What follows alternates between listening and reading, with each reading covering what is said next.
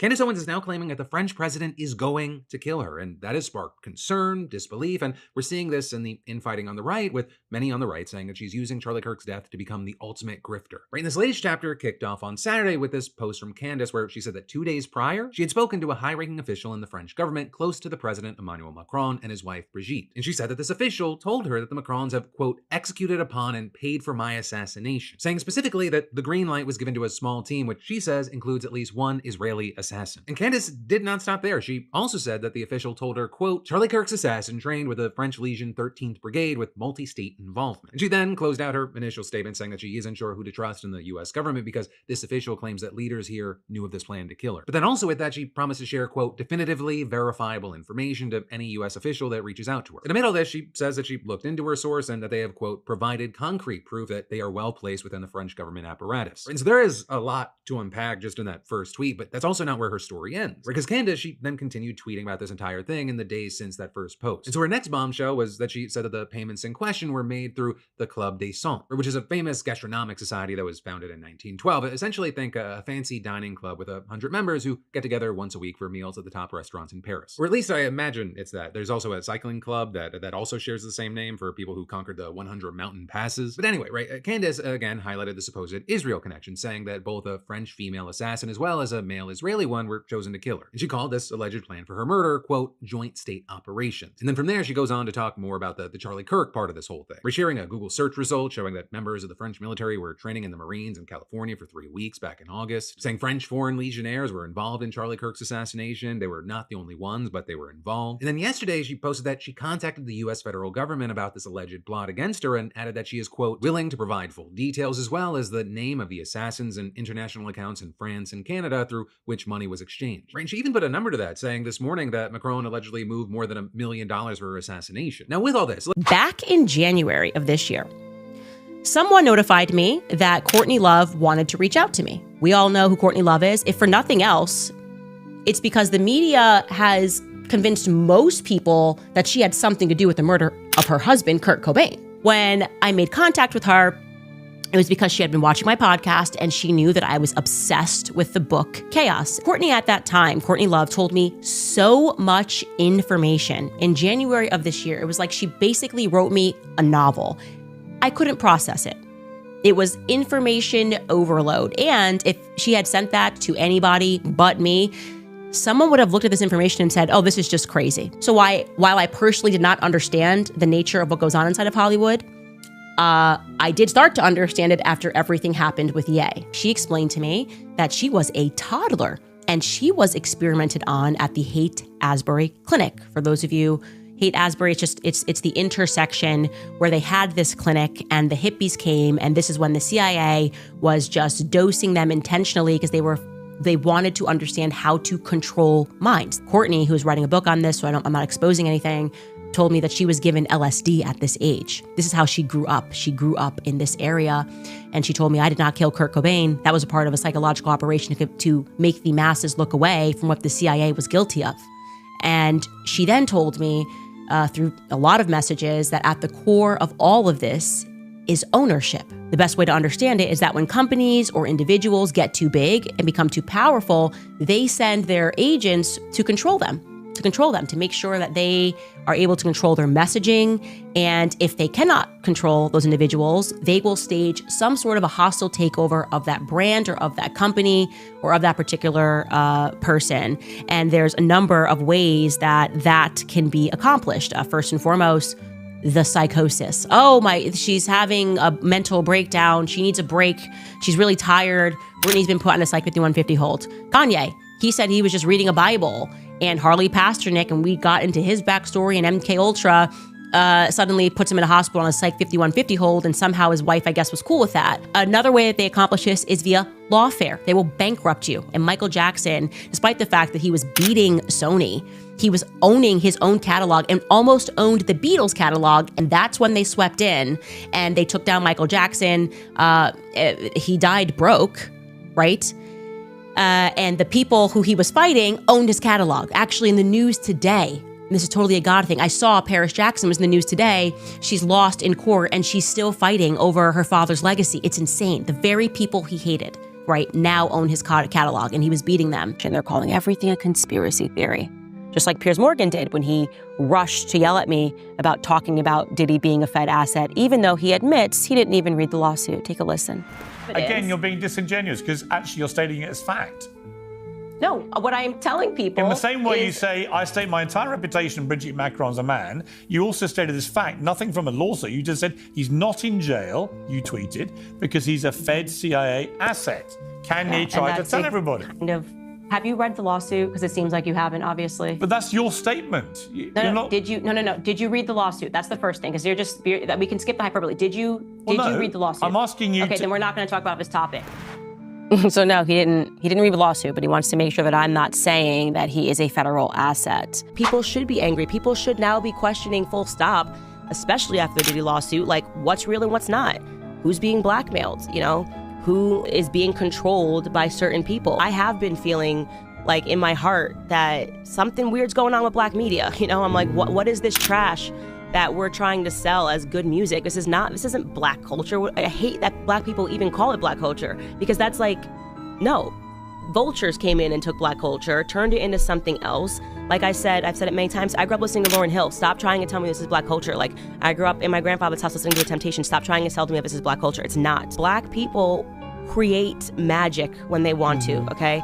There's no singer that is better than a black singer. If you want to go tit for tat, give me the best, white singer versus the best black singer. Like, we have unbelievable talent, right? So if you're going to tell me that what we are now making mainstream is the filth that I hear today, I'm going to start asking questions about who's condoning this, who's signing these people. You can imagine now my understanding of the facts surrounding the MJ case, that he went to war with Sony, one of these major companies, and he was winning that war. And then suddenly the world was told that Michael Jackson is a or somebody is an anti-Semite. Michael Jackson, I think, was called all of those things. Wacko Jacko, they gave him a name. How do you feel when they call you Wacko Jacko? It's not nice. I'm not a wacko. The exact same tactics that they tried to use on me. Someone pressed a button and there was a full court press effort to cancel Candace Owens by trying to convince the people that she just went crazy and anti-Semitic. Thank goodness I'm not from Hollywood. They would have institutionalized me and said that it was for my good. There are a ton of people in Hollywood who, when they have tried to speak out about things that are happening to them, have received this same treatment. I believe this is what happened to Britney Spears. Today is actually Michael Jackson's birthday. He would have been 66 years old today. Michael Jackson had the courage to call out how record companies cheat their artists. Take a listen. Record companies really, really do conspire against their artists. They steal, they cheat, they do whatever they can, especially the black artists. Sony, Tommy Mottola. Tommy Mottola is the president of the record division. He is a mean, he's a racist, and he's very, very, very devilish. That clip was from 2002. His declaration of war on the industry. Despite the fact that the pop star had been vindicated in a courtroom, we know that's all about the media. It's all about what the media writes. The media tells you what a person is, irrespective of whether or not they have any evidence of whether the person is in fact what they say he is. That's the power of the mainstream media. Just like Diddy, Epstein didn't do nothing. He didn't do nothing. なんだこの血の量は! 何もなかった。 The Epstein case has been officially closed, my friends. He actually didn't even have a client list that he used for blackmail. The DOJ may be releasing the list of Jeffrey Epstein's clients. Will that really happen? It's sitting on my desk right now to review. We have flight logs, we have information, names. That will come out. But there's a general frustration with accountability. We take it halfway, we don't take it home. And I really believe that now with Cash and Pam, there will be accountability. Okay, so now what I'm gonna do is I'm gonna take out my little Men in Black tool, and just wipe your memory real quick. Phew. Phew. She didn't say any of that. Phew. Sorry. The FBI looks at the circumstances surrounding the death of Jeffrey Epstein. According to the report, this systematic review revealed no incriminating client list. So what happened to the Epstein client list that the Attorney General said she had on her desk. Well, I think if you go back and look at what the Attorney General said in that interview, which was on your network on Fox News. Go ahead. Sean Roberts said, DOJ may be releasing the list of Jeffrey Epstein's clients. Will that really happen? And she said, it's sitting on my desk right now to review. Yes, she was saying the entirety of all of the paperwork, all of the paper in relation to Jeffrey Epstein's crimes. That's what the Attorney General was referring to, and I'll let her speak for that. There you have it, you guys. That is transparency. That's transparency. I mean, I don't know what more you want from your government. Do you feel like they're laughing at us? I feel like they're laughing at us. We are definitely in clown world. I'm not a huge Elon Musk fan because I think he plays a role in, like, the coming AI system of controlling global affairs. But he did nail it with this clown meme tweet. I will say that. We will release the Epstein list. We just need more time. The Epstein list is on my desk. There is no Epstein list. Interestingly enough, though, I was contacted by someone, a certain someone. For those of you who enjoyed my Brigitte series, Xavier Poussard has been working quite diligently over the last couple of years, not just on the story of Brigitte Macron and this weird ring that happens in France, but also that investigation brought him to Jeffrey Epstein. Because Jeffrey Epstein, as Ghislaine Maxwell, she was French as well, Mossad, and the investigation of Brigitte brought him to Jeffrey Epstein, and he said to me, Candace, would you want to do a series on Epstein? He asked me this about 2 months ago. And what I heard was, would you like to die? Would you like to die? Because that's kind of where, do you want to play a game sort of a thing? And maybe where our government, with all of their resources, is failing, I don't know, maybe it will be up to us. So what can I say, guys? Stay tuned. Diddy's head of security was Fahim Muhammad. Quote, in 2008, Fahim graduated from Sacramento State University with a Bachelor of Science degree in Business Administration with a concentration in real estate and marketing. Michael Jackson died just 1 year after Fahim apparently graduated from college. Fahim was Michael Jackson's head of security and apparently second on the scene when Michael died. Then, Fahim winds up as Diddy's head of security. Kinda weird. By the way, before we get off of Fahim Muhammad, remember his specialty in real estate from college? Well, he owns a real estate company, and he apparently has land right on the Mexico border. Check this out. Fahim Muhammad bought 198 acres out here in Boulevard to get away. It's real quiet. The wall is right there. Remember, that's from back during Biden's term when there was all kinds of problems at the border. If you owned land on the border where no one was there, I have a feeling there were people jumping over a fence, dropping babies over a fence and running through your land. That's a whole other dig though. But just suffice it to say that I have questions about why exactly did you choose to buy all that land right on the border wall, Fahim, while you're simultaneously the head of security of this sort of trafficking operation that's having these freak-offs where there's allegations that there were party favors and stuff like that. Yeah, I can't help but feel like they're trying the wrong case in court.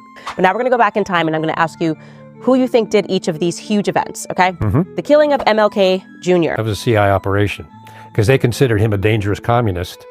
And the FBI was bugging in churches where he was giving some of his speeches in churches. They were bugging the podiums and following him around. He was a top target for elimination. JFK. I think that was a CIA hit, and they may have employed some mafia connections to carry it out because that was their mafia assassination program. Exactly. LBJ was very involved in all that in Dallas. And so he was an evil man. He was an evil man. Okay, what about Pearl Harbor? They knew the attack was coming. They knew where it was going to happen in Pearl Harbor and when. And they told no one, and they let it happen on purpose. That's from the commander of the Pacific Fleet.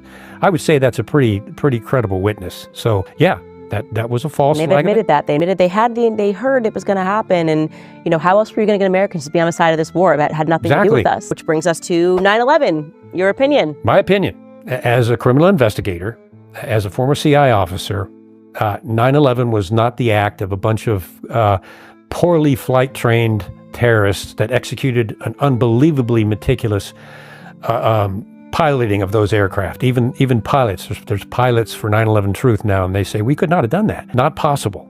And then we go to the passport issue, and we go to the Tower 7, which was a controlled demolition. Obviously. You talk to any structural engineer, and I have. And the fact, I think George W. Bush blacked out, I think it was 40 pages of the 9/11 report dealing with Saudi Arabia. So wait a minute, this report was supposed to be for the American people on what happened, and you blacked all these pages out? What in the world? I do not think that it was a bunch of poorly trained or untrained terrorists that did it. I think there was another source behind it. I think it was intentional. And I'm going just from a criminal investigative perspective, just looking at the evidence, what evidence we have, that was an intentional act. And it would fall right into the MO that you and I are talking about.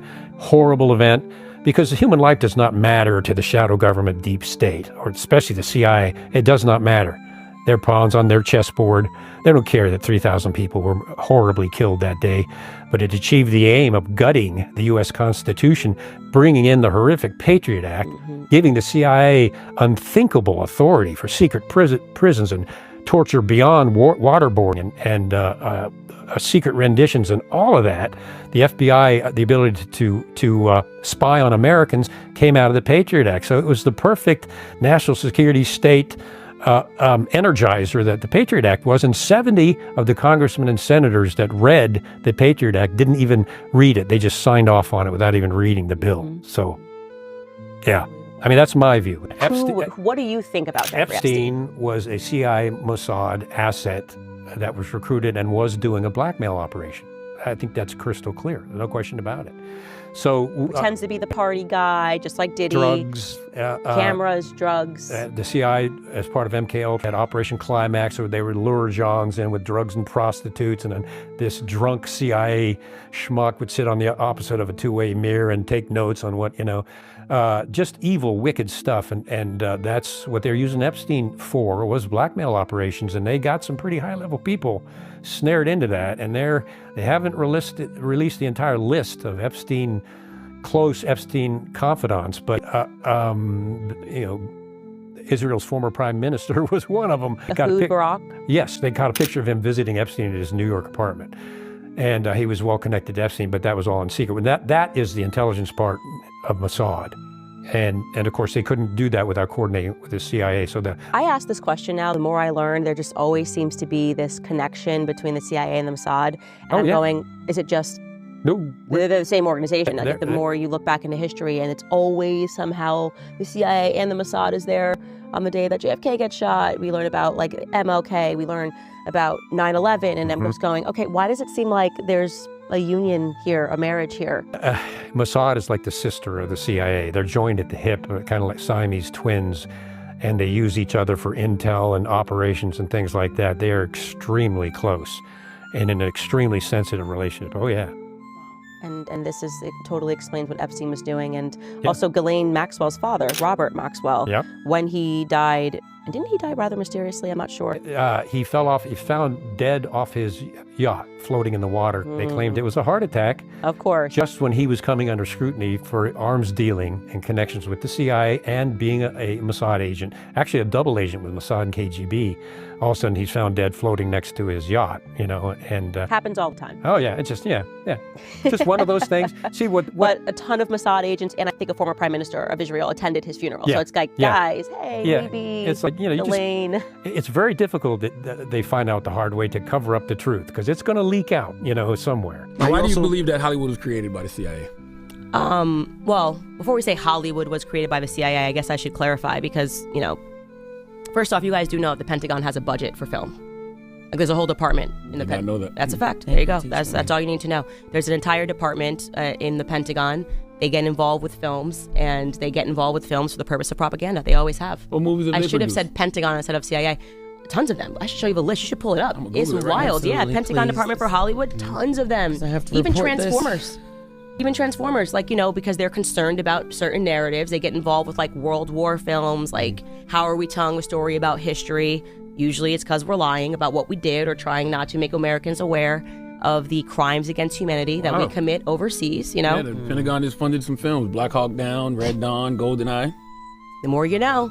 So now you understand your experience in theaters is what your government wants you to think. They want you to think that this is how things happen, and it's usually not at all how things have actually happened. 6 of the best movies made with help from the Department of Defense. This is military. Yeah.